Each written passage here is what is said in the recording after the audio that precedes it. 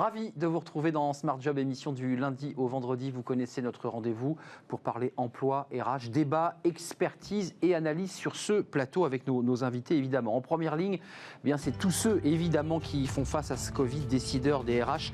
Avec le DRH justement de UNO, nous parlerons du Digital Learning. Ce sera dans quelques instants. Working Progress avec les invités de Welcome to the Jungle. On parle beaucoup du télétravail, il est plébiscité, mais il peut provoquer aussi des risques psychosociaux. On en parlera avec les invités de Welcome to the Jungle. Dans le cercle RH, eh bien, c'est ce nouveau protocole sanitaire imposé aux entreprises. Il a été validé le 29 octobre dernier et ça ressemble à un casse-tête. On va en parler dans quelques instants avec les invités du cercle RH. Puis dans Fenêtre sur l'emploi, les managers s'auto-évaluent à travers une étude de cadre emploi. Bah oui, comment les managers ont-ils amélioré, modifié bien leur management? On en parle à la fin de notre émission. Mais d'abord, c'est en première ligne et c'est tout de suite.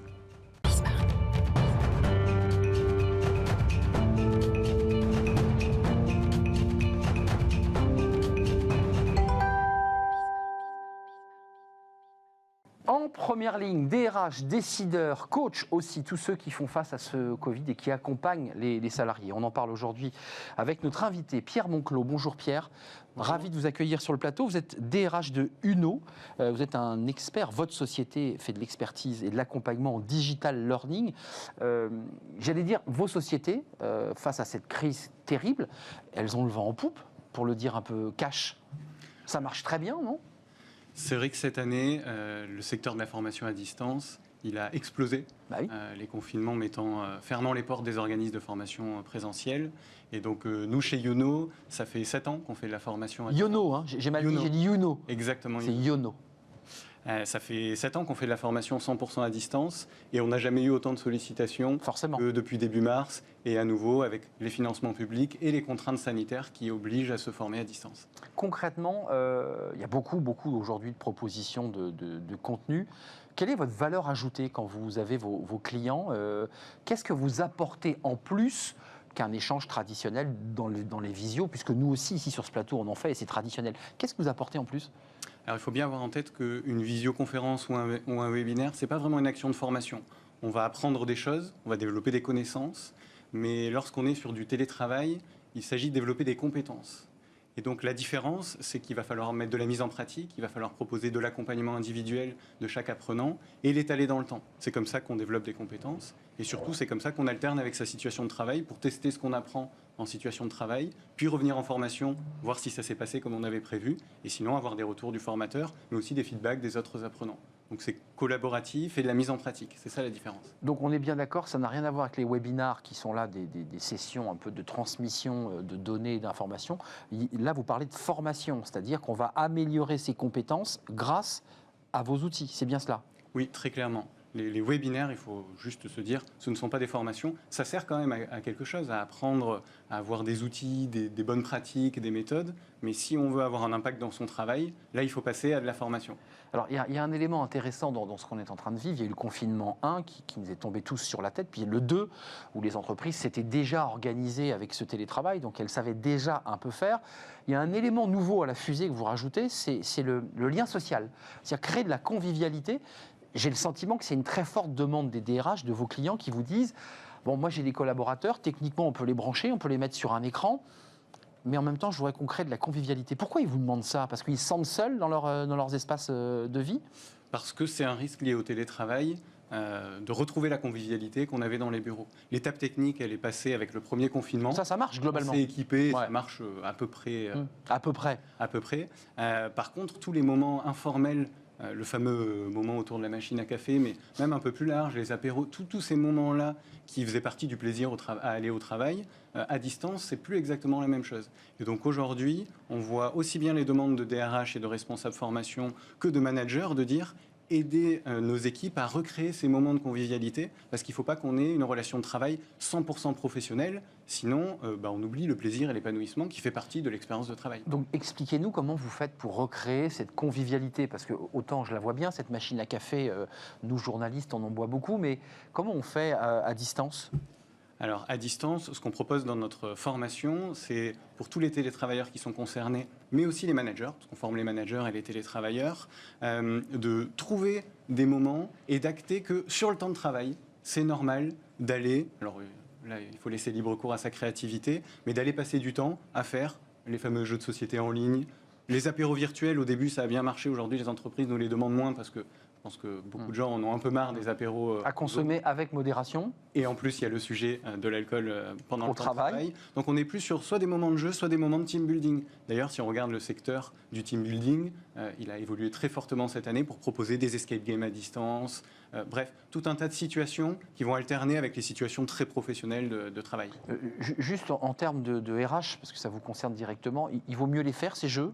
Enfin, vaut mieux s'inscrire ou pas? Parce qu'il y a quand même comme ça de se dire, tiens, si je ne m'inscris pas, mon manager va dire que je ne m'intéresse plus à la boîte. Et pourtant, c'est des jeux. Mais quand même, c'est quand même mieux d'y aller, non? Enfin, je ne sais pas. Alors c'est pour ça que je disais, il faut acter. Moi, chez Youno, un tiers de mon temps, je suis DRH aussi. Et, Oui, vous êtes confronté à ça, vous aussi. et donc, dans nos communications, on dit oui, c'est normal de venir jouer. Notre CEO, Yannick Petit, il vient aussi sur les plateaux de jeux et autres pour montrer que ça fait partie du temps de travail. Si on ne fait pas ça, évidemment qu'il y en a qui auront des freins ou qui vont se dire mais moi, si je n'atteins pas mes objectifs, on va me reprocher d'avoir... Tu fais quoi dans la vie? Je joue, mais on m'oblige à le faire. C'est un peu ça, quoi. Viens jouer avec nous, tu vas te fendre la poire. Oui. C'est ça. Donc c'est compliqué parce qu'il peut y avoir des collaborateurs qui globalement se disent mais qu'est-ce que je vais aller faire sur un escape game, ça m'intéresse absolument pas. Là vous leur dites quand même chez vous en tout cas, écoutez c'est bien de venir participer. Alors on les encourage, après ça fait partie de la culture d'entreprise, mais rien n'est obligatoire. C'est pour proposer ces temps-là, mais quand on fait des enquêtes, là nous la semaine dernière, pas plus tard que la semaine dernière, on a fait une enquête pour leur demander ce qu'ils voulaient de plus, vu qu'on repart pour plusieurs semaines de J'ai vu que vous aviez fait une étude, un baromètre, ouais. Et il y en a beaucoup qui nous ont dit, moi je veux juste des moments informels, comme, donc là ce qu'on met en place cette semaine, c'est des cafés entre des groupes de 4 personnes qui sont affectés de manière aléatoire, pour être sûr qu'on mélange les équipes. Ouais, pour se rencontrer en dehors des services. Votre prospective dans le baromètre, là, il y avait quand même ce que vous disiez tout à l'heure, le baromètre Youno, c'est le management à distance, ça c'est plébiscité à 65% de ce baromètre, et puis le télétravail. Ça veut dire que, vu la manière dont on nous annonce des confinements, déconfinements, risque de nouvelles épidémies dans l'année 2021, globalement vous êtes en plein développement là, vous devez réfléchir à de nouvelles innovations encore. Oui. En fait, on a fait une enquête, le baromètre que vous citez, on a fait une enquête nationale en juin, donc après le premier confinement, puisqu'en tant qu'organisme de formation à distance, vu qu'on est beaucoup plus sollicité qu'avant, il fallait savoir sur quelles nouvelles thématiques les entreprises allaient nous solliciter. Et on a donc lancé, au vu des résultats de ce baromètre, une nouvelle gamme sur le travail à distance. Manager à distance, télétravailler efficacement, animer des réunions à distance, former à distance. Manager à distance, c'est quoi les conseils que vous donnez? Parce qu'on a une étude à la fin de notre émission sur des managers qui vraiment ont été percutés, ne savent plus trop comment manager. Alors, manager à distance, c'est pas repenser totalement son management. Le premier conseil de tous les experts, il est unanime, c'est adapter ce qu'on faisait et le remettre dans un contexte de distance en gardant sa culture et, pour finir, en trouvant un équilibre entre la confiance et le contrôle. C'est le sujet qui pêche chez les managers qui se sont retrouvés du jour au lendemain à manager à distance. C'est moi, j'ai besoin de plus d'informations parce que je vois plus mes équipes. Et si elles prennent ça comme du contrôle, elles vont se méfier, alors que le but, c'est on se fait confiance et on doit plus communiquer que quand on était dans les bureaux. Donc ça veut dire qu'il faut trouver un juste milieu entre le côté autoritaire, avec des mails envoyés tous les quarts d'heure, et l'autonomisation du collaborateur, c'est ça? Oui, et de notre point de vue, il faut vraiment tendre vers l'autonomisation du collaborateur. On ne peut pas contrôler à distance et être performant dans la durée. Ça peut marcher 1 ou 2 semaines. Peut-être ça a marché pendant le premier confinement avec l'indulgence de tout le monde. Mais vu que le travail à distance, il s'installe durablement, il faut trouver quelque chose qui va fonctionner de manière pérenne avec ses équipes. Et ça passe par la confiance. Je ne voulais pas qu'on oublie, avant qu'on se quitte, vous avez des formations qui se préparent. Hein, c'est ça, ce sont des sessions, ce sont des pôles de 12 heures de formation qui sont répartis sur 4 semaines. Donc, c'est-à-dire que le collaborateur, au fil de sa semaine, choisit des créneaux et vient se former grâce à Youno. La prochaine session, c'est le 23 novembre, donc il y a encore quelques jours, je ne sais pas s'il reste de la place, j'en sais rien. Oui, il reste encore des places et puis on peut privatiser les sessions, mais pour télétravailler efficacement, la prochaine session, c'est le 23 novembre. Et sur les autres formations, on en a plein en novembre, vu le pic de sollicitation qu'on a dans ces périodes. Et puis 8 février 2021 et 15 mars 2021, avec peut-être d'autres sessions de formation. Là, en tout cas, c'est celle du 23, c'est pour bien télétravailler, c'est apprendre à télétravailler. Oui, ça s'improvise s'improvise pas, ça s'apprend le télétravail. Ça s'apprend le télétravail. On apprend en marchant, évidemment, au fil de l'eau. Merci à vous d'être venu sur notre plateau, Pierre Monclos. Vous êtes le DRH de Youno. Ça y est, je l'ai bien dit, vous avez vu. Merci Merci d'être de venu. reçu. La suite de notre programme, vous allez voir, on ne va pas être dépaysé parce qu'on va s'intéresser là encore. C'est un peu le thème d'actualité de la semaine et des jours qui viennent, le télétravail. Alors, il y a le côté face, on plébiscite le télétravail, puis il y a le côté pile, avec les risques psychosociaux. On en parle avec les invités de Welcome to the Jungle. Retrouvez Work in Progress au cœur de Smart Job en partenariat avec Welcome to the Jungle.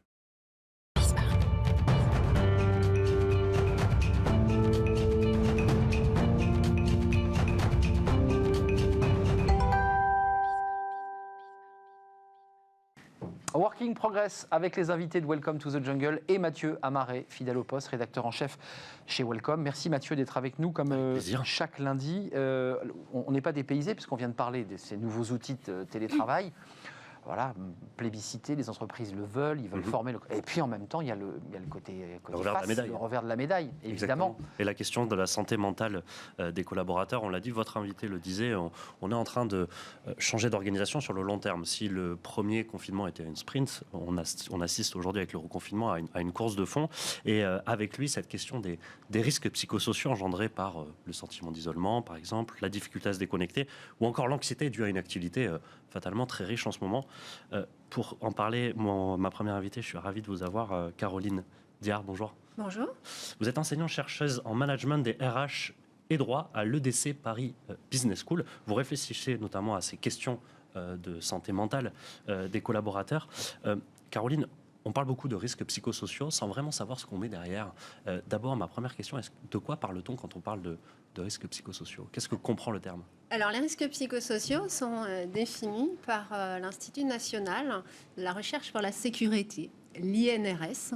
Alors, les risques psychosociaux, ce sont les risques qui sont liés à une situation de travail, donc ils sont inhérents à tout ce qui est en lien avec l'organisation du travail, le contenu des missions, la charge de travail, et également très important, on y reviendra peut-être, les relations de travail. Bien sûr. Donc, tout ce qu'il y a derrière, stress, harcèlement, conflit, isolement, et vous l'avez évoqué, nouveau problème, l'hyperconnectivité. Et on parlait du télétravail, c'est quand même le cadre global et le sentiment, enfin, en tout cas le cadre nouveau de ces manifestations, de ces risques psychosociaux. Comment ils changent, comment ils se manifestent ces risques psychosociaux à distance? Alors, le télétravail existait avant le confinement, et le confinement a mis en fait une sorte de loupe sur une situation organisationnelle qui est une situation à distance. On ne manage pas de la même façon à distance qu'on le fait en présentiel. Avant le confinement, on avait un petit peu des marqueurs qui nous donnaient des idées, des prémices de ce que pouvait devenir un risque psychosocial en situation de télétravail. Ça s'est amplifié avec le confinement parce qu'on a des personnes qui se sont trouvées isolées et on n'a pas pu en prendre la mesure parce qu'on ne les voit pas. Alors les indicateurs qui sont donnés par l'INRS, c'est par exemple prise de poids ou perte de poids. J'ai vu qu'il y avait alcool aussi, drogue, oui, toutes les substances. Toutes les addictions, ouais. Tout à fait. Quand vous êtes en présentiel, finalement, vous avez un petit peu On se tient. cette visibilité Oui, bien sûr. voilà, sur les individus et on peut aussi tendre la main en tant que manager. À distance, c'est plus difficile.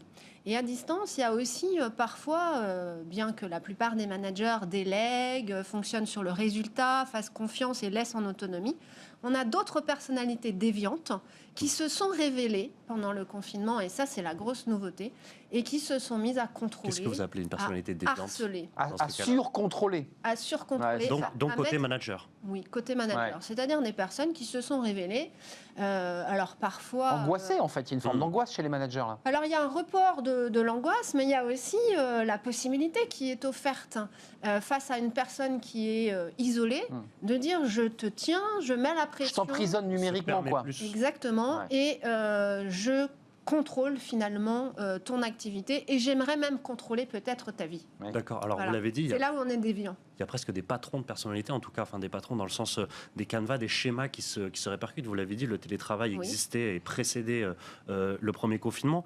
Aujourd'hui, on a mis une loupe, comme vous disiez, sur le confinement. Comment déceler ces individus déviants ou ces risques psychosociaux à distance? Comment essayer d'anticiper les risques qui peuvent se provoquer? Alors le confinement, on ne l'avait pas anticipé. Le premier confinement, les services RH n'avaient pas non plus anticipé que la majeure partie de leurs salariés seraient en télétravail.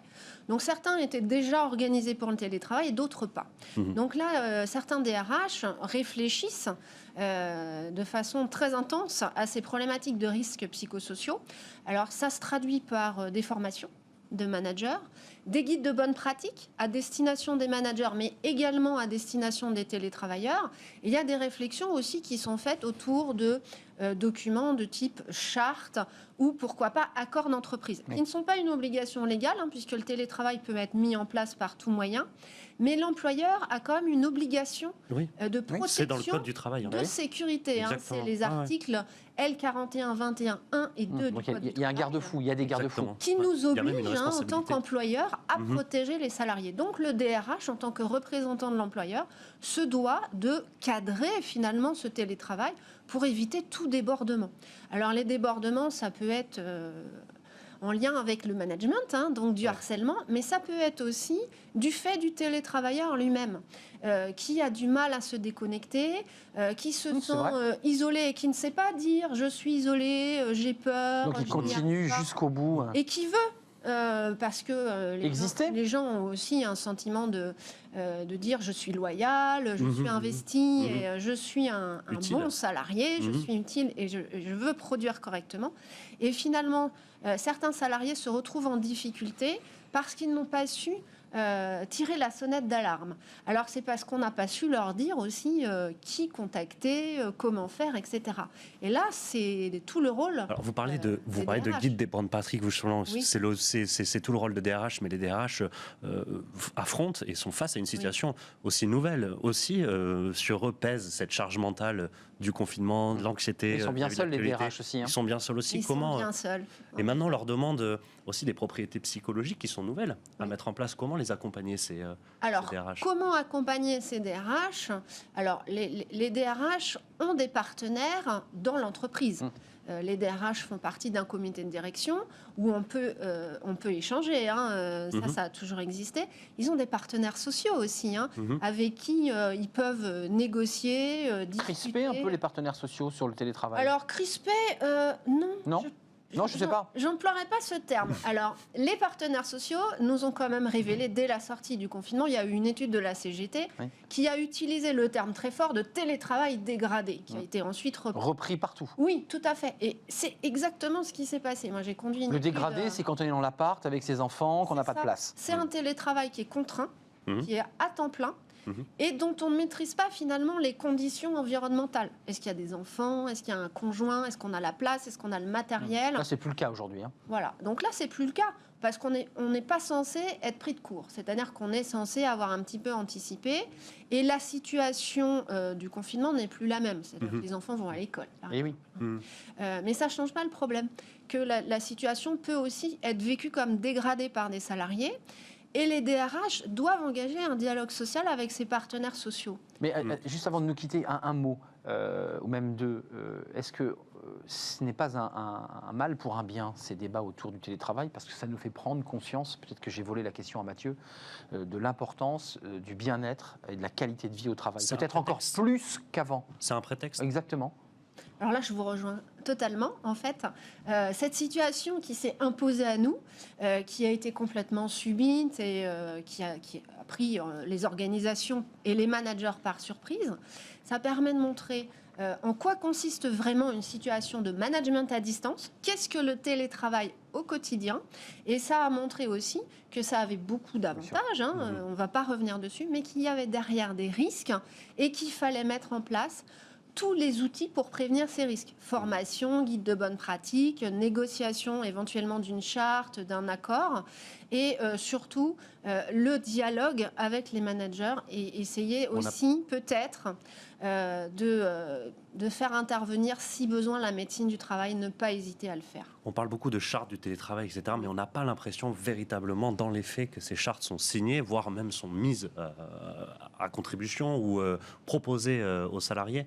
Juste pour citer un élément d'actualité, mardi dernier, mardi 3 novembre, une discussion autour des accords télétravail ont été lancés par le gouvernement et les partenaires sociaux. Elisabeth Borne, la ministre du Travail, a parlé de donner des points de repère aux entreprises pour justement mettre en pratique un bon télétravail, ou en tout cas un télétravail qui ne serait pas dégradé. Quel est votre sentiment sur... Alors, Ça négocie depuis le mois de juin quand même. oui, hein. alors la volonté des syndicats depuis la sortie de confinement, c'est de pousser le MEDEF à négocier Pour un ANI. éventuellement un accord national interprofessionnel. Pour mémoire, le dernier date de 2005, donc c'est pas tout récent. Ouais. Et c'est complètement, du coup, inadapté à certaines situations, et notamment sur l'aspect technologique. Alors, la négociation qui est prévue, elle porte sur 7 chapitres. Et notamment, il est prévu de parler de formation, d'isolement, de frais, de handicap, de cohésion sociale, ce qui n'était pas toujours forcément évoqué correctement dans le premier accord.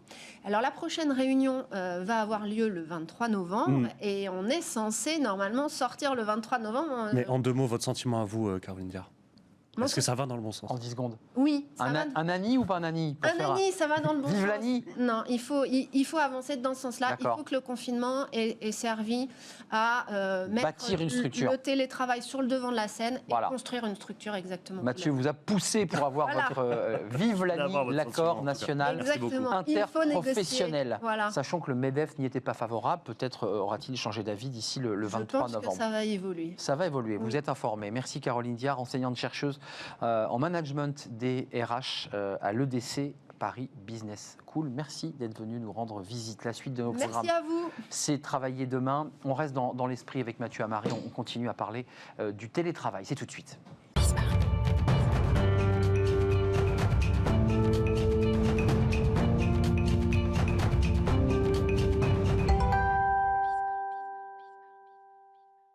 Mathieu, une chercheuse, là, une entreprise, une start-up qui justement est focus, comme disent les jeunes, sur cette question concentrée, exactement, merci de me reprendre, sur le télétravail et sur le bien-être. Oui. C'est important. Une cofondatrice avec Julie Sheinching. Bonjour Julie. Bonjour, merci de me recevoir. Vous êtes cofondatrice de Bloom at Work, une solution qui permet de booster l'épanouissement au travail. On parlait de risques psychosociaux avec Caroline juste avant, donc c'est peut-être un peu plus précis. Vous, c'est un peu plus large peut-être, parce que vous aussi, je pense que c'est un sujet clé actuellement au sujet de la situation qu'on vit, etc. C'est stimuler aussi l'engagement des collaborateurs dans leurs propres entreprises vis-à-vis de la mise en place de micro-questionnaires pour analyser et mesurer cet engagement-là dont je parlais justement dans leur entreprise. Une première question, Julie, quel est le type de questions posées dans votre solution, dans ces mini-questionnaires pour récolter le feedback des salariés? Alors, on pose des questions qui sont courtes, ludiques et précises. C'est important, les questions courtes. Exactement. En fait, l'idée, c'est pas de prendre 2 heures aux salariés pour qu'ils répondent, c'est qu'en 2 minutes sur le quai du métro, ils puissent nous dire comment ça va au travail en ce moment, et on a une idée précise de ce qui va pas, et comment on peut faire pour améliorer les choses. Alors, précise, comment vous avez établi ces questions justement précises? C'est difficile aussi Oui. d'être précis dans ce cas de l'engagement qui est un sujet extrêmement vaste. Ouais. Alors, tout d'abord, on a voulu s'attaquer au sujet du bien-être au travail, qui est très large. Ce qu'on a fait, c'est qu'on s'est accompagné d'experts en développement humain et en coach RH qui nous ont aidés à décomposer le bien-être au travail sur 10 thématiques. D'accord. Et sur chacune de ces thématiques, qu'on a organisées un peu à la façon d'une pyramide de Maslow avec des besoins fondamentaux, sociaux, de développement et plus aspirationnels, on a ensuite créé une banque de questions qui vont être pour le coup très précises. Si je prends un exemple sur le feedback, on va demander aux collaborateurs, est-ce que vous recevez assez de feedback en entreprise, mais aussi est-ce que vous en avez d'une qualité qui vous permet de vous développer. Donc sur le même sujet, on va pouvoir trouver plusieurs angles pour vraiment comprendre. Les questions, elles sont ouvertes, fermées. Est-ce que vous arrivez à récolter aussi, quand on parle de questions ouvertes, quand vous demandez l'avis à quelqu'un, ils sont très différents. Comment vous arrivez à les analyser, à créer des schémas, des patterns pour utiliser un mot anglais? Il est très, très, très fort. Là, on sent que vous maîtrisez. Oui, non, effectivement, c'est compliqué de transformer un ressenti qualitatif en chiffre très quantitatif. Donc, ce qu'on fait, c'est qu'on pose des questions fermées qu'il est possible de compléter avec un verbatim, un commentaire pour suggérer des solutions. C'est vous qui suggérez les mots, les sentiments, ou la personne peut apporter souffrance, douleur, angoisse Alors nous, on propose les questions qu'on travaille avec les clients, donc c'est aussi les entreprises qui savent les sujets sur lesquels elles veulent sonder les collaborateurs, mais il y a toujours un champ libre à côté. Juste, qu'est-ce qui ressort concrètement? Parce qu'on vient de le voir avec une chercheuse. Confinement 1, sortie de confinement juin, des syndicats, des études, des baromètres. Qu'est-ce qui est ressorti de tout cela? Qu'est-ce que les collaborateurs salariés vous ont dit? Parce qu'après tout, vous avez le thermomètre. Ouais. Confinement 1, ce qu'on a compris, c'est que la première phase, ça a été comment je continue mon activité. Donc comment je m'équipe, est-ce que j'ai Internet, accès au réseau, etc. Ça a été comment... L'organisation, quoi. Ouais, s'organiser, il fallait communiquer en un rien de temps. En urgence. En urgence. Ouais. Et donc, toujours sur la communication, le deuxième sujet, ça a été comment, en top-down, les entreprises font passer les infos à des collaborateurs complètement décentralisés chez eux dans des conditions différentes.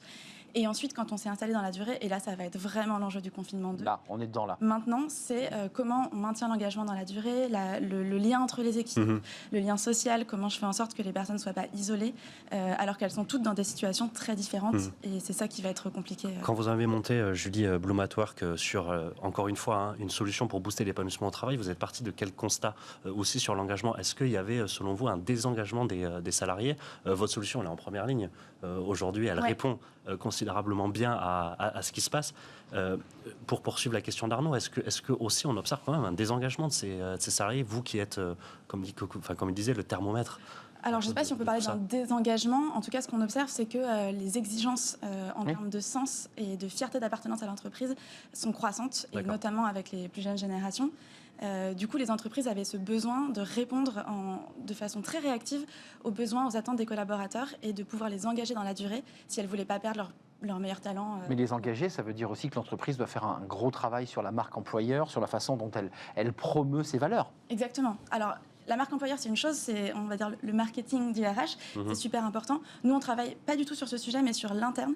Et donc, justement, les valeurs qu'on promeut en externe, comment on fait en sorte qu'en interne... En interne, oui, bien sûr. Elles soient concrètes, crédibles et... Comment vous faites, là? Il y a des outils aussi pour... Alors, ce qu'on fait, c'est qu'on va promouvoir une discussion dans l'entreprise. Donc, suite au questionnaire, nous, on encourage toutes les équipes à se réunir, faire le point en toute transparence sur ce qui a été dit dans les questionnaires. Donc, tout est anonyme, mais l'idée, c'est qu'on puisse en parler en équipe et qu'on améliore concrètement la situation ensemble, entre personnes responsables, et que ce ne soit pas juste l'affaire du RH ou du manager qui se retrouve tout seul à Quand vous dites ensemble, c'est avec vous, avec vos coachs, avec des coachs, le manager, avec... Oui. Alors, c'est avec nous qui accompagnons les managers et les dirigeants. Donc, vous les coachez. On les coach, mais c'est surtout sur le terrain, les équipes entre elles qui peuvent débriefer de ce qui est remonté dans les questionnaires et trouver ensemble des solutions concrètes. D'accord. Donc ça veut dire, pour le dire simplement, le manager est présent pendant cette période de débriefing où vous débriefez en fait les fiches que vous avez reçues et vous allez donc relever quoi, des difficultés, des souffrances. Alors même nous, on est absent à ce moment-là en fait. D'accord, vous êtes absent. Nous, on le coach pour qu'il arrive à animer ce moment-là. D'accord. Voilà. D'accord. Et le manager peut recevoir, je dirais, en pleine figure, des choses qui sont remontées parce qu'il y a quand même des tensions. Les résultats, et c'est à partir de ces résultats que vous mettez en place des leviers d'action. Oui, alors les résultats sont disponibles à tous les niveaux de l'entreprise et parfois même jusqu'aux collaborateurs quand elles le souhaitent. Donc ils sont ouverts, ils sont transparents. Et l'idée, c'est justement pas de donner des choses en pleine figure du manager. C'est ça, non mais au contraire, les choses soient dites en toute responsabilité pour qu'ensuite on prenne des actions. On trouve des solutions. Voilà. Et nos questions sont formulées en ce sens. En fait, on ne demande pas aux gens qu'est-ce qui ne va pas. On leur demande comment faire pour que ça aille mieux. D'accord. Quelles idées avez-vous pour... Étape supplémentaire. Exactement. Voilà, et l'idée, c'est que chacun puisse proposer et faire à son niveau en sorte que... Peut-être quelques éléments factuels. Julie, combien de clients vous avez en ce moment? Alors, on a près d'une centaine de clients qui sont de taille et de type très variés aujourd'hui. Et c'est vrai qu'avec le contexte actuel, on a de plus en plus d'entreprises qui viennent nous voir en nous disant qu'il faut absolument qu'on comprenne et qu'on écoute. Qu'on sonde les cœurs, en fait. Voilà. C'est ça l'idée. Il faut qu'on écoute les collaborateurs. D'accord. Mais et si on a bien compris, Julie, avant de se quitter, vous ne faites pas que de les écouter, parce que vous apportez aussi des solutions concrètes. On analyse et on améliore les situations. Oui, c'est important. C'est pas que de l'écoute sur le divan du DRH. Merci Julie Shanxing. Vous êtes cofondatrice de Bloom at Work, un des invités de Welcome to the Jungle, choisi et sélectionné, on la cite jamais, par Mélissa, qui fait un travail incroyable chez Welcome to the Jungle. Voilà, c'est un petit coucou à Mélissa. Merci à Mathieu. On se retrouve demain, ou pas d'ailleurs, mais on va se retrouver à un moment donné ou un autre, pas demain, c'est Jérémy Cléda bien sûr. La suite de nos programmes, c'est le cercle RH. Je remercie Julie d'être venue sur notre plateau, je ne l'avais pas salué. Le cercle RH, alors là on ne va pas être dépaysé, c'est le protocole sanitaire du 29 octobre. Comment les entreprises peuvent ou doivent l'appliquer? Vous allez voir, c'est pas si simple, ça ressemble un peu à un casse-tête. Mes invités sont là et on va en débattre dans quelques instants après cette courte pause. Restez avec nous.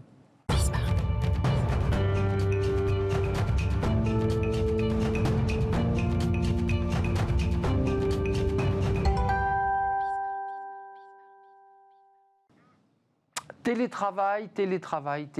On n'en sort pas, puisque c'est le sujet d'actualité pour les DRH, évidemment. Et évidemment, dans Smart Job, nous sommes en première ligne sur ce sujet. On va revenir sur ce fameux protocole sanitaire qui a été validé le 29 octobre dernier. Donc, ça ouvrait le confinement 2, avec des obligations. Alors, j'ai lu ce protocole de 6 pages. Lisez-le, il est passionnant, avec les nouvelles obligations fixées aux entreprises. Le lavage des mains, la fin des tourniquets, des sens de circulation, des fléchages. Ça existait déjà sur le premier confinement, puis il vient d'arriver les tests antigéniques, ces petites réglettes en plastique, et l'entreprise pourra elle-même, comme un laboratoire, faire les tests. Est-ce que ça marche? Est-ce que c'est un casse-tête pour les entreprises? On va en parler avec mes invités, parce que c'est vrai qu'il y a pas mal de réactions de chefs d'entreprise, de DRH qui disent, écoutez, on ne s'en sort plus. Sabine Parisi, merci d'être avec nous. Vous êtes la DRH d'EFI, qui est une très grosse entreprise qui fait de la rénovation thermique et énergétique. C'est un sujet d'actualité par ailleurs. Où en êtes-vous? Puisqu'on avait fait un sujet d'ailleurs sur le BTP. Je ne sais pas si vous continuez vos chantiers. On nous a dit que oui, ça se poursuit. Donc j'imagine que vous avez des difficultés. On va en parler avec vous sur les sites.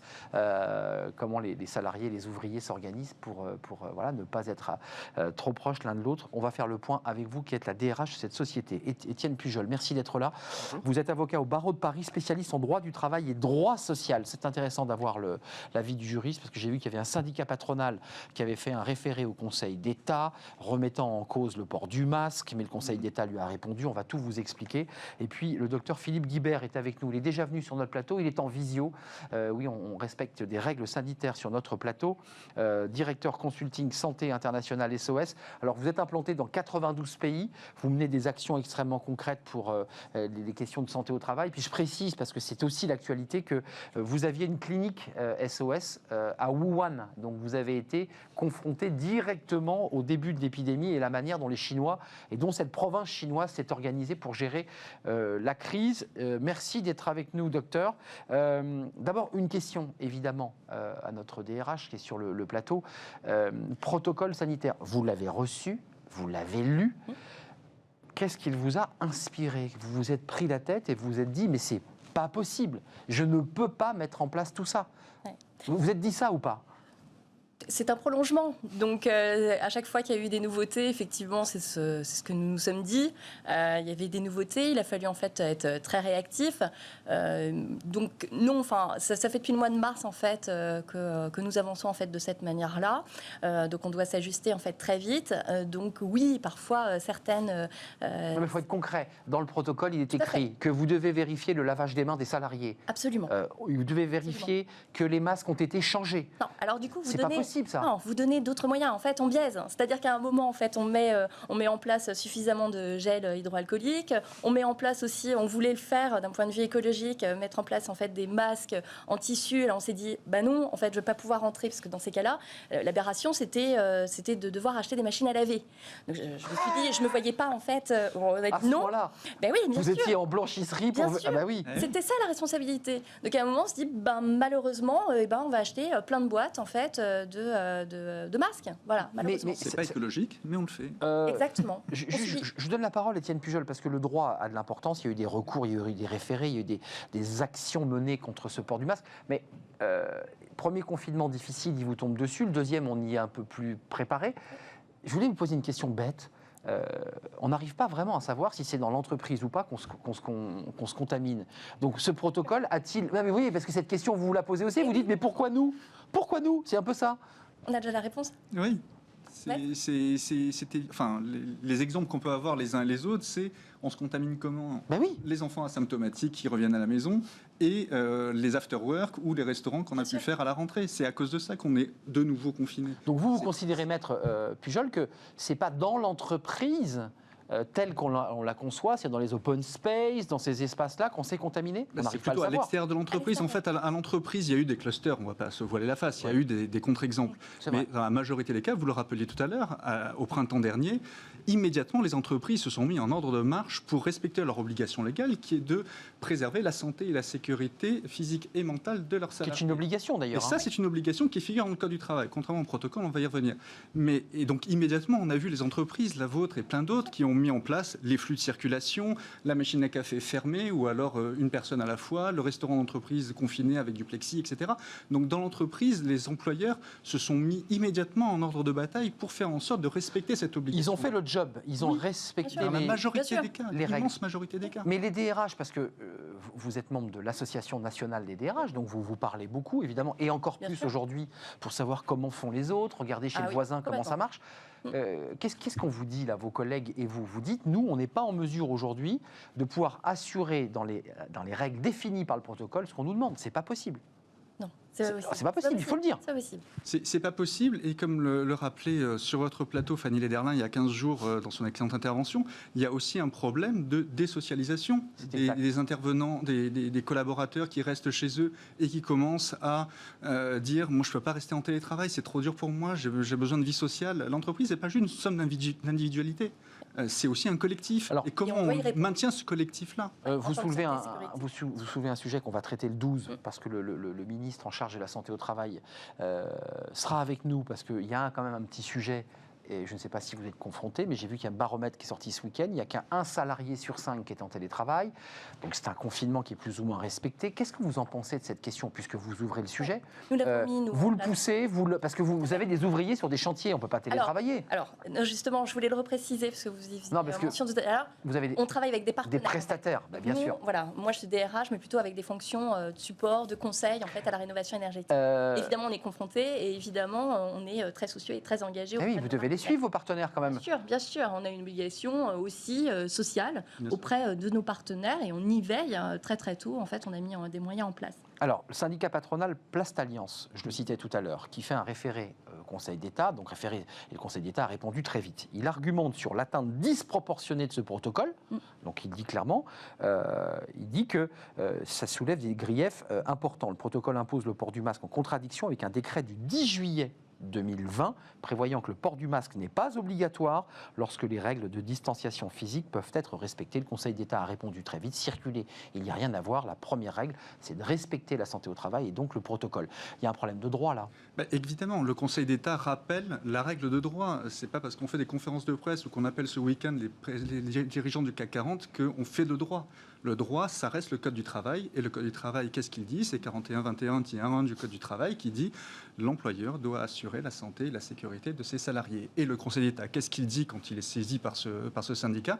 Il dit le protocole, et d'ailleurs, c'est pas la première version du protocole, on le rappelait tout à l'heure, il y en a eu beaucoup, ce qui pose aussi une question d'effet de la loi dans le temps. Le protocole, qu'est-ce qu'il dit? Le Conseil d'État, dit le protocole n'est qu'un ensemble de déclinaisons de mesures veillant à assurer la santé et la sécurité au travail. Il dit ce protocole n'est pas fait sur cet arrêté de juillet, il est fait sur le fondement de 41-21-1 du Code du travail. Donc c'est une déclinaison du Code du travail. Le port du masque est rendu obligatoire non pas en raison du protocole, mais en raison des règles de santé et de sécurité qui pèsent sur l'employeur. En l'état actuel, des connaissances. Comme le télétravail. Je repose ma question sans vous embarrasser. C'est vrai que vous, en tant que DRH d'une entreprise de service, mais qui travaille évidemment avec des opérateurs techniques, vous vous dites, mais quand même, on nous met beaucoup d'obligations sur la tête quand même là. Ouais, c'est oui, compliqué, on met beaucoup. c'est lourd. Je trouve ça pas lourd. Enfin, c'est un gros sac à dos quand même. Hein. Ouais, c'est un gros sac à dos parce que vous devez maintenir aussi une activité économique. Vous devez veiller à la sécurité des salariés. Et en plus, et c'est inscrit au protocole, on doit veiller aussi à cet équilibre collectif. Donc évidemment, c'est beaucoup, alors non plein des contraintes, mais enfin en tous les cas, une adaptation qu'on doit avoir. Évidemment, on ne doit pas subir. Enfin, on est tous ensemble, je pense, dans cette crise. Et on doit trouver en fait des moyens très pragmatiques et de bon sens pour pouvoir y pallier. Avant de retrouver Philippe Guibert, qu'on a retrouvé perdu, c'est la magie des visios, c'est la magie de la technologie. On va retrouver Philippe Guibert, qui est médecin de ce groupe SOS, donc on parlera d'Europe et du monde. Le coût pour l'entreprise, parce que l'air de rien, personne n'en parle jamais, mais fourniture des masques, quotidien avec un changement tous les 4 heures, c'est ce que dit le protocole, du gel hydroalcoolique, des barrières de sécurité en plexi. Enfin, tout ça, ça a un coût quand même. Société, effectivement, c'est lourd. Moi, j'ai pas les chiffres strictement, mais enfin, nous, c'est très vite, en fait, chez EFI, on s'est pas posé la question, quoi. Et aujourd'hui même, on fournit des masques pour les enfants de nos collaborateurs. Donc, pour nous, c'était bien au-delà. C'est-à-dire que l'enjeu sociétal était plus fort, en fait, que les enjeux de coût. Vous vous êtes pas posé la question. Voilà, il y a un enjeu aussi d'assurer la sécurité. Pour d'autres entreprises, c'est très bien. Philippe Guibert, directeur consulting santé, vous êtes médecin. Le groupe SOS, c'est un groupe international qui agit dans beaucoup de pays, 92, dont la Chine. La France est un pays gaulois sur cette question du protocole, où tous les autres pays finalement ont agi de la même manière en disant on va fixer des protocoles assez stricts aux entreprises. Non, la France est exactement, je dirais, dans la tendance des autres pays européens, dans la mise en place de ces protocoles qui visent justement à permettre cette deuxième vague d'être franchie le mieux possible par les entreprises. Et donc, en mettant en place des protocoles non seulement d'accès aux tests, mais également de reprise de travail et d'aménagement des confinements ou des mesures qui avaient été dictées lors de la première vague, qui avaient été très lourdes pour les entreprises. Donc je dirais que même s'il n'y a pas une approche européenne concertée et uniforme, la tendance est pour la mise en place de mesures qui sont à peu près similaires d'un pays à un autre. Docteur, là je m'adresse aux médecins. Alors vous n'êtes pas infectiologue, mais c'est vrai qu'on avait ce débat pour commencer l'émission de se dire mais pourquoi c'est l'entreprise qui porte autant de charges sur ses épaules sans qu'on ait la certitude scientifique que ça se passe dans l'entreprise. On a entendu Maître Pujol qui nous aime étaler, ça s'est passé en dehors, dans les bars, dans les espaces de convivialité, mais pas dans l'entreprise. C'est comment vous le regardez, vous, qui êtes à la fois médecin et aussi dans une entreprise?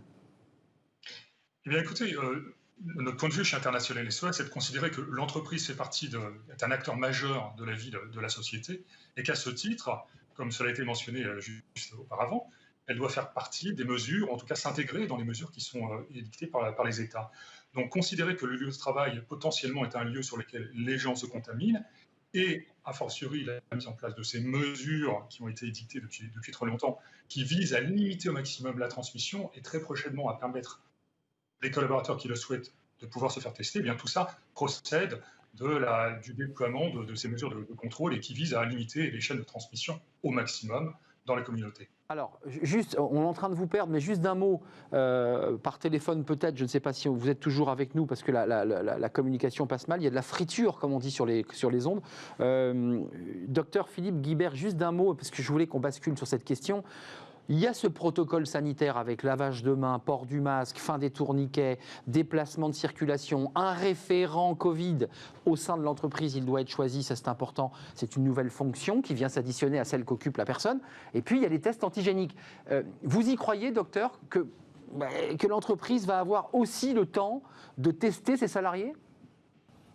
Alors c'est un élément de plus dans la panoplie de réponses. Alors, je ne pense pas que ce soit le rôle de l'entreprise de mettre en place de manière systématique ces tests antigéniques, mais plutôt de les proposer aux collaborateurs qui sont volontaires. Donc, on devrait avoir une base de personnes qui souhaitent se faire tester, qui est acceptable et qui puisse s'intégrer dans l'organisation de la vie de l'entreprise. D'accord. Encore une fois, tout ceci va être déployé. Donc, la vraie question est de savoir, de manière très pratique, comment les choses vont pouvoir se mettre en place. Justement, je vous pose la question. On a un avocat qui, à mon avis, a quelques petites choses à dire sur la question. Mais quand même, Sabine Parisi, vous, chez vous, mise en place ou pas des tests antigéniques qui sont les petites réglettes plastiques sur lesquelles on met quelques gouttes, on touille après le test et on met, en un quart d'heure, moins d'ailleurs, on a un résultat. C'est pas prévu, on peut le proposer effectivement, mais c'est... Vous avez eu des demandes de collaborateurs? Aucune. Ils ne vous le demandent pas? Non, ils ne nous le demandent pas. Non. D'accord. Mais ça vient d'où, ça? Ça sort d'où? Non, mais Ça sort d'où? C'est de mettre en place, à mon avis, tous les moyens justement pour pouvoir enrayer en fait une épidémie. Donc ça en fait partie. Voilà ce que disait Dr Guibert. À mon avis, ça fait partie justement de cette panoplie de moyens qui sont mis en place pour la sécurité des salariés. Et donc ça, les tests en font partie également. D'accord, mais enfin vous n'allez pas les mettre en place. Non. Étienne Pujol, comment vous regardez ces tests antigéniques? Un élément de plus, une couche de plus aux obligations demandées aux entreprises. Oui, ça concourt à l'ensemble de recommandations pour éviter la propagation du virus. Après, Une fois que c'est dit, ça ne veut pas dire qu'on le fait. Ça ne veut pas dire qu'on le fait, ça fait reposer, vous le disiez fort justement tout à l'heure, sur l'entreprise un coût qui normalement est pris en charge par notre système de protection sociale. Donc c'est un millefeuille qui est là. Et voilà, alors que ça se fasse sur la base du volontariat, pourquoi pas, mais ça n'empêche pas que à l'origine, c'est pas ça qui va éviter l'essentiel des causes de propagation. L'essentiel des causes de propagation, c'est porter le masque, c'est avoir du gel hydroalcoolique, c'est mettre en place des gestes de barrière, de la distanciation sociale, etc., etc. Et le télétravail. Et le télétravail, dans la mesure du possible. Dans la mesure du possible, ça veut dire quoi concrètement? Ça veut dire que le poste doit s'y prêter. Ce n'est pas un poste sur machine par construction. Et le salarié doit aussi pouvoir faire valoir des éléments propres pour dire si oui ou non il accepte le télétravail. Vous savez, ce n'est pas du tout la même chose d'avoir du télétravail choisi, qui était le cas jusqu'en mars dernier, et le télétravail imposé, qui est le cas depuis le 16 mars dernier. Ça n'a rien à voir. Psychologiquement, on le subit plutôt qu'on ne joue avec. Et là, ça, c'est très important. Oui. On demandera au docteur Guibert, parce que j'imagine que sur le télétravail, c'est une des modalités d'action.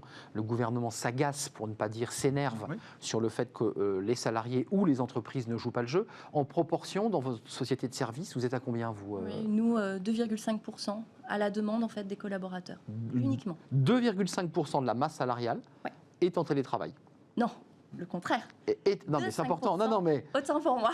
Ouais, vous me faites peur. 2,5% demandent à venir dans la société pour des raisons justement d'environnement et de besoins en fait social, quoi. Donc on y répond. Voilà. Par contre, évidemment, nous la préconisation chez EFI, c'est 100% de télétravail. Quand vous savez que ce collaborateur peut faire ce travail à distance, et vous le savez, vous lui dites, Bien tu sûr. es quoi, dans l'obligation ou... Parce que l'obligation n'existe pas. Enfin, il y a- C'est le cadre en fait que nous avons refixé comme lors du premier protocole. Depuis en fait, on avait mis en place 2 à 3 jours en fait de présence dans les locaux. Ça, c'est tout l'enjeu. Période, D'accord. absolument. Mais là, comme c'est beaucoup du, de sociétés, c'est du hein. full remote, hein, c'est du 5 jours. Hein. Exactement. Et 5 jours, nous, on sait ce qu'on a appliqué. Sur le droit, que dit le droit? Est-ce qu'un collaborateur qui reçoit un appel téléphonique de sa DRH ou de son DRH qui lui dit maintenant c'est 5 jours en full remote, le collaborateur dit non.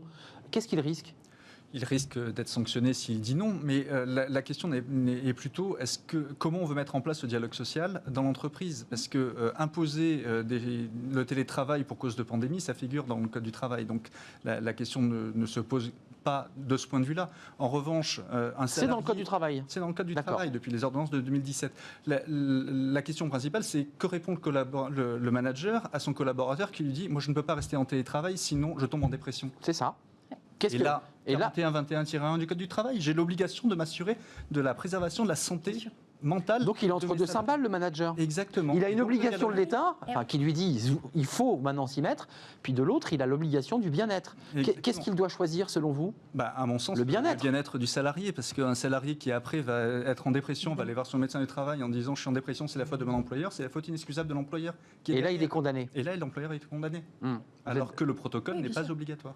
Sabine Parisi, vous êtes d'accord avec ça? Entièrement, mais bien sûr, c'est justement toute l'œuvre là qu'on essaye de mettre en place depuis la semaine dernière, même si c'est 100% de télétravail. Aujourd'hui, il y a un accompagnement qui est individuel.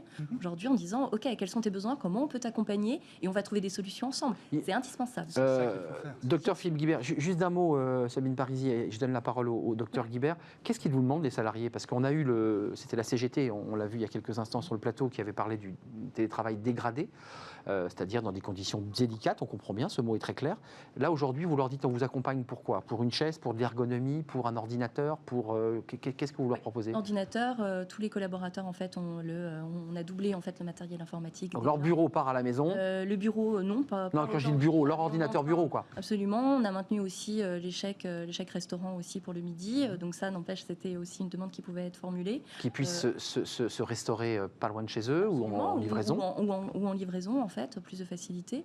Et puis c'est en ce moment de réfléchir aussi à des primes exceptionnelles, de pouvoir aider justement à avoir un siège ergonomique. Parce que là, aujourd'hui, c'est la demande. Prime exceptionnelle qui permet d'acheter les... Ouais, d'accord. Absolument. Au début, c'était 2 mois. On a dit, OK, chacun a dit, bon... On tient le coup. Il y a mon fauteuil, il me manque. et puis là, aujourd'hui, de se dire, bon, alors, on ne sait pas trop la vision en fait, qu'on doit avoir. Évidemment, on va investir auprès des salariés. Et on ne sait pas sur combien de temps ça va durer. Donc, effectivement, donc, il faut de l'ergonomie. Les troubles musculo-squelettiques, ça arrive aussi. On l'a fait dans le bureau. À la maison, être sur le canapé, c'est pas pareil. D'autant plus. Mais d'ailleurs, ce qui est intéressant, avant de donner la parole au docteur Philippe Philippe Guibert, à qui je promets la parole depuis 2 interventions. Pardon. Mais non, mais je vais lui donner la parole. Mais quand même, ce qui est intéressant dans ce phénomène complètement inédit dans notre histoire du travail, c'est qu'il y a des collaborateurs qui vous disent « mais moi, je veux retourner au travail Oui. ». C'est intéressant, ça. Oui. On parlait de désengagement des collaborateurs, beaucoup, puis beaucoup vous disent « mais non, mais je veux retourner au boulot ». Oui, ça a été plus C'est intéressant. les premières réactions en fait, des Exactement. collaborateurs. C'est ce qu'on disait tout à l'heure, c'est du lien social. Et Fanny Lézardin disait, je m'excuse de revenir sur elle. Non, mais c'était Elle disait important ce qu'elle disait. C'est tout à fait pertinent et c'est surtout très important pour l'entreprise. C'est pas un agrégat d'individualité, sinon on externalise tout. Il faut qu'il y ait du lien social et c'est le rôle aussi des DRH, enfin mes clients, vous, etc. Je fais partie aussi de la NDRH. C'est fait aussi partie du rôle du Un lien DRH que de social. s'assurer de ce lien social. Et on doit y répondre. Lien social Oui. et santé. Philippe Guibert, les tests antigéniques, on en a parlé avec vous il y a quelques instants. Alors vous dites que ça fait partie de cette panoplie. Vous avez une DRH, alors je ne sais pas si elle est emblématique de toutes ses collègues, mais elle nous dit nous on ne fera pas les tests antigéniques. Voilà, on lui demandera tout à l'heure pourquoi, mais globalement, c'est vraiment à l'entreprise de le faire parce que d'abord, quand on est allé faire ce test antigénique, j'y suis passé, donc je sais de quoi je parle.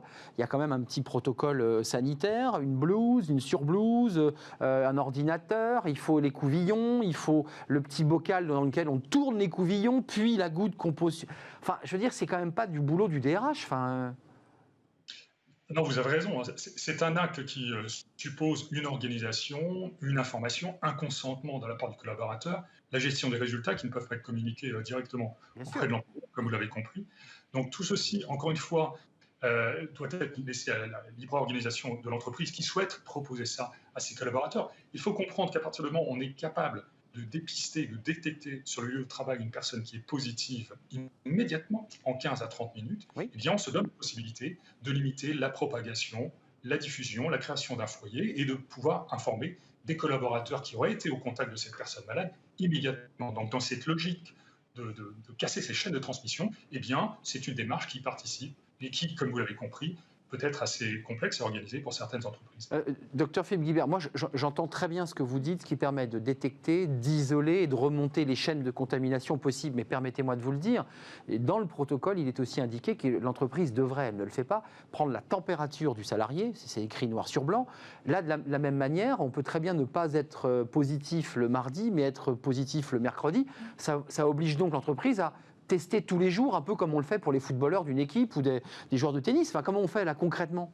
C'est injouable. Alors, je dirais que ce n'est pas approprié de mener ces campagnes de dépistage ou de tester les employés au quotidien. Encore une fois, l'idée, c'est d'être efficace et d'avoir une cible sur les stratégies, c'est-à-dire d'identifier les personnes, de communiquer sur les personnes qui seraient malades en disant « sachez que vous avez la possibilité de vous faire tester ». C'est ça, d'accord. Le plus rapidement possible, mais sans organiser des campagnes de dépistage qui vont bien au-delà des prérogatives des entreprises. Non, c'est important de vous entendre parce que c'est vrai qu'on se dit mais il faut le faire tous les jours parce qu'à ce moment-là, lundi je ne l'étais pas, mais mercredi je le suis. Pourquoi vous n'avez pas mis en place ces tests de dépistage antigénique? Pourquoi? D'abord parce que vous n'avez pas de demande, vous nous l'avez dit. Non, il n'y a pas de demande. Il faut des locaux, il faut un espace. Il faut des locaux, il faut un espace. Oui, bien sûr, on y a réfléchi, tout comme en fait la température. Et puis très vite, on a bien compris aussi, comme ce n'était pas une obligation, évidemment le salarié n'est évidemment pas obligé de s'y soumettre, et comme pour le test de la même manière. Donc peut-être que certains vont se faire tester, ils seront négatifs, et puis d'autres ne se feront pas tester, ils seront positifs, quoi. Donc évidemment... oui, ça ressemble bien à un casse-tête. Bien sûr. On avait un titre et les entreprises collaborent, on pourrait mettre un point d'interrogation, parce qu'on était un peu affirmatif, collaborent pas beaucoup sur ce test antigénique globalement. J'ai peu de retours, moi. C'est très récent. Sur la prise de température, c'est un pistolet frontal. Donc vous le mettez à 3 cm. Moi, ça m'est arrivé chez un client. J'avais 32 de fièvre. Ils m'ont demandé de le reprendre. Moi, ça m'est arrivé aussi. Mais j'avais 36. Oui, ça marche pas. C'est un indicateur. Mais Ouais. on a 7 jours d'incubation. Donc pendant ces 7 jours, on n'est pas forcément symptomatique. Donc oui, c'est pas fiable. mais le principal, encore une fois, pour l'entreprise, c'est de s'assurer en son sein du respect des gestes barrières. Ça, c'est vrai que c'est primordial. C'est fondamental. Et toutes les entreprises l'ont fait de manière Exactement, assez tout à fait. spontanée au printemps dernier. Oui. Et ça a perduré pendant toute la durée depuis le printemps. Après, tout ce qui vient s'agrémenter dans ce millefeuille de recommandations, comme le dit le Conseil d'État, eh bien, quand ça a un coût trop important et quand l'efficacité en l'état actuel des connaissances scientifiques, comme le rappelle le Conseil d'État, n'est pas vraiment essentielle à la vie en entreprise, eh bien, les entreprises peuvent être réticentes à le mettre en place. Ça a un coût.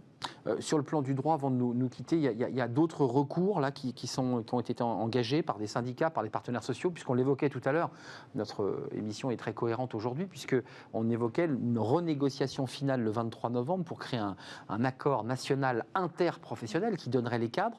Il existe déjà, il y en a déjà un de 2005 qui oui, mais il est obsolète, dit-on. Il est obsolète parce qu'il y a des ordonnances qui sont venues après, mais dans l'essentiel, il est déjà là. Il faut l'actualiser, effectivement, parce que le monde a évolué depuis 2005, etc. Mais il faut un cadre rigide sur le télétravail ou est-ce qu'il faut laisser l'entreprise s'adapter? Parce qu'il y a un vrai dialogue social, il faut du dialogue social, mais c'est ce qu'ont fait les gouvernements depuis 2012. Il y a une promotion du dialogue social qui va dans le bon sens. Il y a une qualité du dialogue social, je ne sais pas, vous me contredirez, qui s'est largement améliorée. Enfin, la NDRH dit une lenteur du dialogue social. Oui, je me permets de vous le dire. Par rapport à ce que c'était, ça s'est beaucoup amélioré. On a des interlocuteurs qui sont de bien meilleure qualité, mieux formés, c'est vrai. Mieux formés, un vrai échange, etc. Et en ce qui concerne le télétravail, c'est vrai qu'il ne peut se mettre en place que, à mon sens, par le dialogue social. Par le dialogue social. Et là, aujourd'hui, il y a un débat sur l'obligation juridique. Le gouvernement ne pouvait pas obliger les salariés à être en télétravail. On est bien d'accord sur le plan du droit. Ils le savent très bien. Ils le savent très bien. La circulaire DGT sur le rôle de l'inspection du travail, qui est sortie la semaine dernière, le rappelle. Les contrôles dont Elisabeth Bonne nous a annoncé qu'ils allaient être mis en place à partir d'aujourd'hui, très bien. Mais il rappelle aussi que le télétravail n'est qu'une des mesures relatives à la lutte contre le Covid. Donc c'est vraiment la ligne de crête du gouvernement parce qu'il ne peut pas obliger les collaborateurs, les entreprises. Donc il est obligé de sermonner 2,5%, rappelons chez vous, chez EFI, qui souhaitent venir et qui sont peut-être physiquement, puis tout le reste des collaborateurs sont en télétravail. Avant de nous quitter, il y a les enjeux sanitaires, puis il y a les enjeux économiques.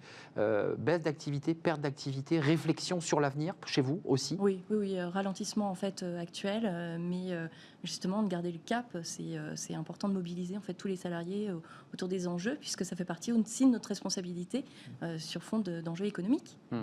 Vous avez eu le sentiment, juste avant de partir, c'est important que finalement cette crise terrible dans laquelle nous sommes entrés resserre les liens au lieu de les dissoudre? Ça a resserré les liens entre les collaborateurs ou ça a distendu la relation entre les collaborateurs? Difficile. Oui, c'est difficile. Ouais, parce qu'ils sont à distance. Donc, ils sont à distance. Nous, on a fait, pour mes clients, on a mis en place beaucoup de formations au management à distance. C'est pas pareil de manager quelqu'un qu'on a sous la main, surtout en France, et quelqu'un qui est en remote. Et ça crée aussi beaucoup de problèmes de management. Donc, il faut apprendre aux managers à manager à distance et c'est pas inné. Et là, on est dedans. On fait des formations pour que le manager puisse... Énormément, beaucoup de pression en fait auprès des managers aujourd'hui, qui eux-mêmes en fait sont concernés évidemment par la crise et ces organisations, et puis cette transformation du travail, et donc beaucoup de responsabilités aussi sur les épaules des managers aujourd'hui. Surtout qu'on arrive à une période d'entretien d'évaluation, ses objectifs pour 2021, et ça fait partie intégrante de ce dialogue qu'il doit avoir en face à face avec le manager. Il y a des enjeux. Merci d'être venu nous éclairer, le droit, le terrain aussi, la réalité. Merci. À vous, Sabine Parisi, DRH Défi, rénovation énergétique. J'ai dit thermique, mais c'est énergétique, c'est plus large. Et merci Étienne Pujol. Vous êtes avocat au barreau de Paris, spécialiste en droit du travail et social. Vous reviendrez quand vous voulez. Vous revenez quand vous voulez nous éclairer, parce que je crois que ce sujet, on va continuer à en parler. Ce sont des mutations importantes. Et puis le docteur Philippe Guibert qui était avec nous, je remercie, tu es déjà venu sur notre plateau. Directeur consulting santé international SOS, c'est 92 pays dans le monde, dont la Chine. Restez avec nous, c'est bientôt la fin de notre émission. On s'intéresse aux managers. Avec Cadre Emploi, les managers s'auto-évaluent. Est-ce qu'ils ont réussi à se transformer, ces managers? On en parle, c'est tout de suite.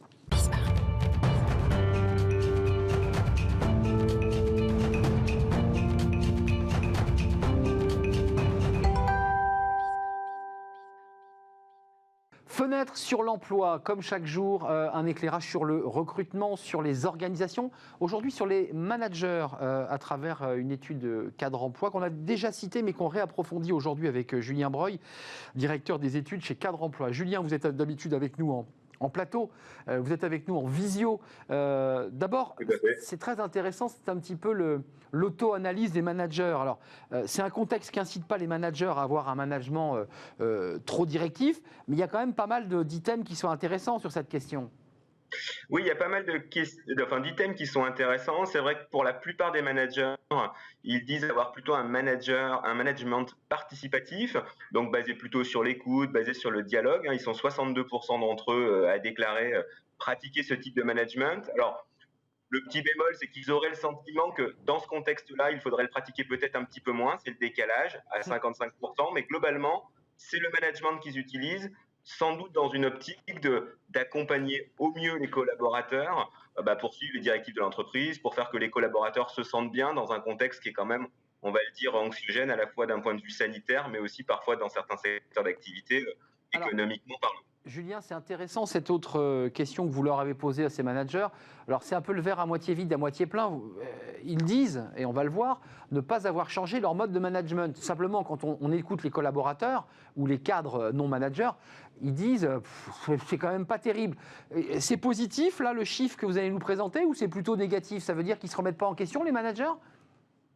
Je ne sais pas s'ils ne se remettent pas en question. Après, je pense qu'il y a une double analyse dans le management. C'est-à-dire qu'il y a effectivement mon management en termes de process. Là, il y a peut-être des choses qui ont été mises en place qui sont un tout petit peu différentes. Imaginons des réunions qui sont un peu plus régulières, des échanges qui sont également un peu plus réguliers, téléphoniques ou par visio, comme on fait actuellement. Et puis, il y a également le management, mais en type, j'allais dire, un peu plus humain. Est-ce que je suis plus autoritaire? Est-ce que je suis plus, on le disait tout à l'heure, participatif? Est-ce que je suis plus à l'écoute? Bon, ce qui est certain, c'est qu'effectivement, on l'avait vu, les managers ont plutôt le sentiment d'être bienveillants à l'écoute, et la perception qu'en ont les managers, c'est que le management est un tout petit peu plus autoritaire, un peu plus directif. Donc il y a quand même un décalage, mais encore une fois, dans l'analyse du changement du management, c'est toujours difficile, que ce soit pour un manager ou pour un autre, de s'analyser soi-même, en tout cas par rapport au ressort, j'allais dire, psychologique ou humain. Alors, il y a deux chiffres intéressants, on va le voir. Il y a 43% des managers qui n'ont pas le sentiment de manager différemment. Donc, il y en a quand même une majorité, pour le coup, qui visiblement manage différemment. C'est le contexte Covid, j'imagine. Mais en contre-champ, il y a 32% des managers qui notent un changement négatif chez leurs managers. Il y a quand même chez les managers une forme de crispation parce que ça modifie évidemment les organisations et la manière de travailler, forcément. Alors, il y a une modification oui, tout à fait. Il y a une modification dans j'allais dire, la relation que peuvent avoir les managers et les managers. Encore une fois, dans ces chiffres-là, il y a ce 32%, il y a le 8% effectivement qui là pour le coup est beaucoup plus bas de manière positive. Et puis il y a le 60% du coup qui dit que ça n'a pas évolué. C'est là où c'est un peu ce que je disais tout à l'heure, c'est-à-dire que dans ces 60%, ça peut être vu de manière positive ou négative par les managers. C'est-à-dire que globalement ça n'a pas changé. Mais en même temps, on sait que la relation qu'ils avaient avant ce confinement, elle était quand même perfectible. Donc, il faut prendre ça en considération, notamment par rapport à une perception sur la typologie du management. On le disait, directif versus bienveillant. Bon, ce qui est certain, c'est que forcément, cette période-là, qui est, j'allais dire, complexe à plusieurs égards, elle va faire rejaillir la personnalité de chacun, que ce soit des managers ou des collaborateurs de toute façon. Donc, il y a forcément un changement qui s'opère, quel qu'il soit. Et puis vous reviendrez nous en parler, Julien, parce que ça se termine, mais quand même, un des items intéressants du côté des collaborateurs, c'est de considérer un jugement négatif, parce que les managers, disent-ils, à 30%, considèrent qu'ils sont dépassés par la situation. Voilà. C'est vrai que cet élément-là est très fondamental dans le sens où peut-être les managers ne se rendent pas compte qu'une décision du matin ne sera pas forcément la même le soir. Il suffit de se voir aussi par rapport à l'évolution du contexte sanitaire qui évolue de manière très très rapide. Finalement, on peut très bien prendre une décision le matin en disant que, imaginons, il n'y aura pas de dispositif d'activité partielle, et puis le soir même, par rapport à différents éléments qui ont évolué, modifier un tout petit peu notre discours. Et cette modification du discours qui est potentiellement légitime, elle peut effectivement sembler incomprise par les managers ou par les collaborateurs de manière plus générale. Merci Julien Breuil, directeur des études chez Cadre Emploi. C'était un plaisir d'être avec vous. Vous étiez un petit peu dans une ambiance Hamilton. Une partie de votre visage était un petit peu dissimulée par un voile un peu ombré. C'était une belle esthétique. Merci à vous, merci à Julien, merci à tous nos invités.